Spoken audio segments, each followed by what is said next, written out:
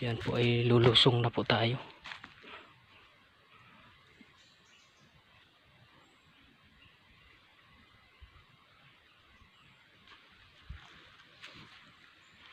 Yung mapapansin mga idol ay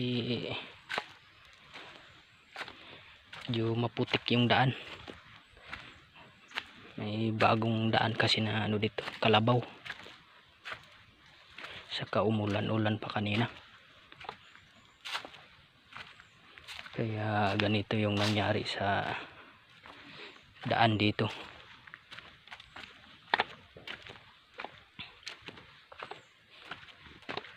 Kaya diretso pa tayo sa unahan mga idol.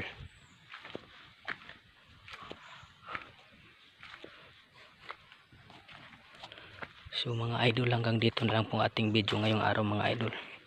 Sana isuportahan nyo ang aking FB page, Mindanao Tribal Vlog. Follow, like and share and subscribe. Maraming salamat po.